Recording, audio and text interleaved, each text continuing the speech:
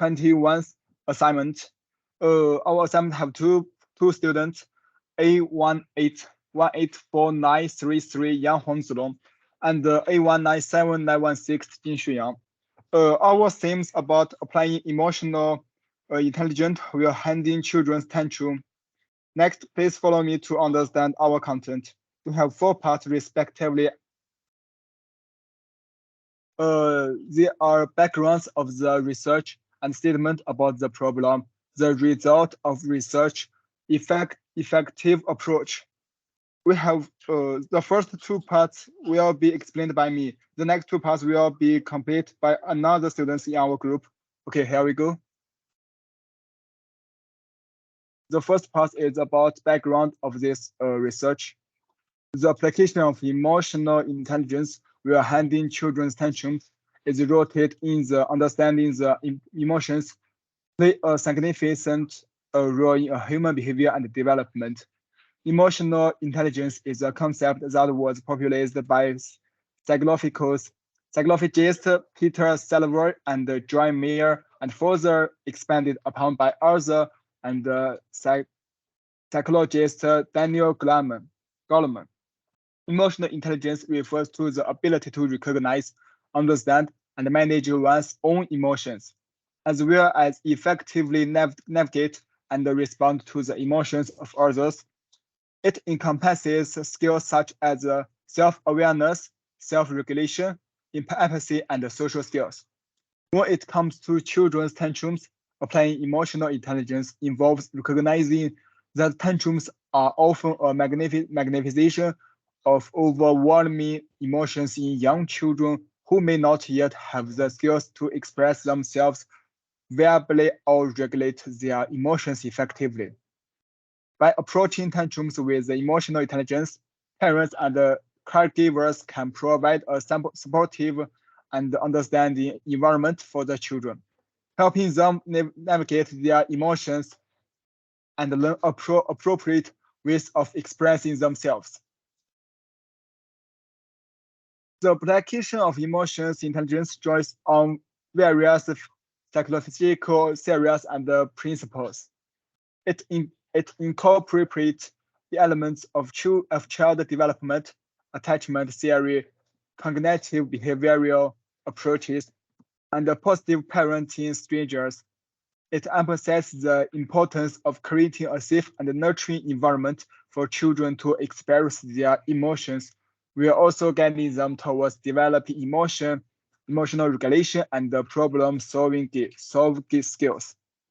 The goal of applying emotional intelligence while handling tantrums is to foster emotional growth and resilience in children.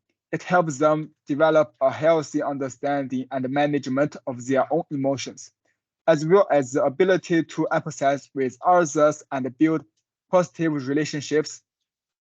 Overall, the background of applying emotional intelligence while handling children's tantrums is based on the recognition that emotional intelligence is a crucial aspect of child development, and that nurturing emotional intelligence in children can have long-lasting positive effect on their well-being and social emotional competence.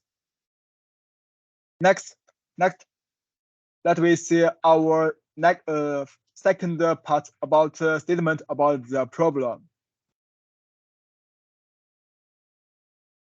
Applying emotional intelligence while handling children's tantrums involves recognizing and understanding the underlying emotions driving the behavior, creating a safe and empathetic environment for the child, and teaching them healthy ways to regulate their emotions and express themselves effectively. By responding with empathy, patience, and positive guidance,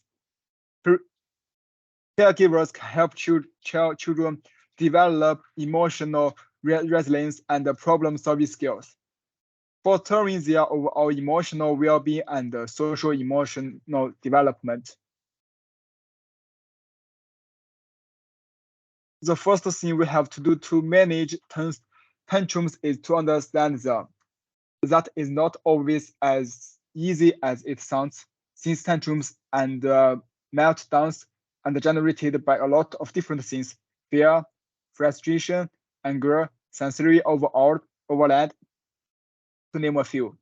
And since tantrum isn't a very clear way to communicate, even though it may be a powerful way to get attention, parents are often in the dark about what's driving the behavior.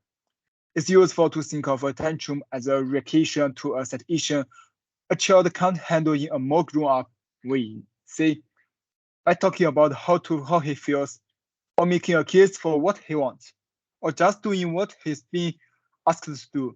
Instead, he is overwhelmed by emotion, and if unleashing his feelings in a dramatic way, crying, yelling, kicking the floor, punching the wall, or hating a parent, serves to get him what he wants, or out of whatever he was trying to avoid.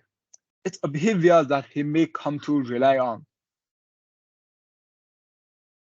That doesn't mean that tantrums are consciously willful or even voluntary, but it doesn't mean that they are a learned response.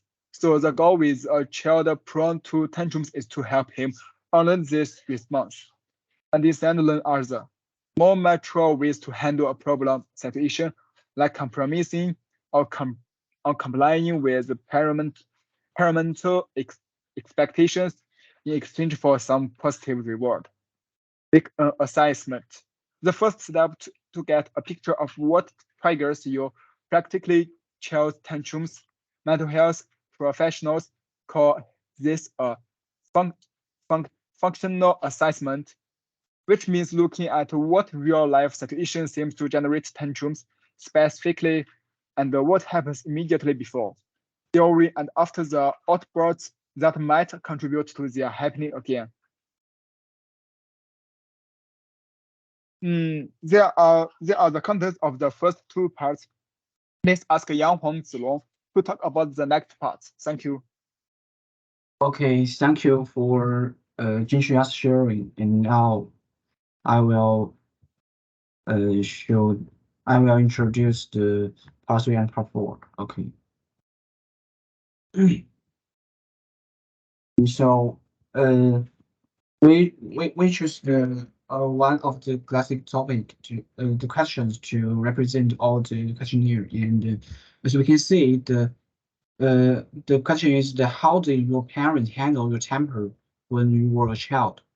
As we can see, the most people choose the reason which you tell, the reason which you and tell you are wrong, and and the second part is the attack your ego with something really nasty, and, and also so there we have some tips and the trick.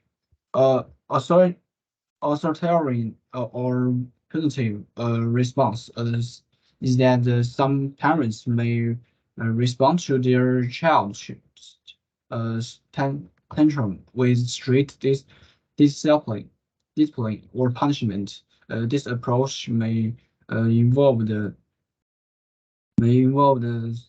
clothing, yelling, or physical forcing force to control the child's behaviors, and there's also have some influence. However, this is that the response can is escalate the situation, increase the child's distress, and potentially harm the parents and the child's relationship. And now we come to the part 4. That is the effective approach. As we can see, the first one is the stay calm and regulate your own emotions. It's very important to remain calm and composed during a child tantrum. Take deep breaths and manage your own emotions before addressing the situation. Emotional states can influence the child's behavior and their ability to regulate their own emotions. Uh, the second, the second way is the emphasize with the child.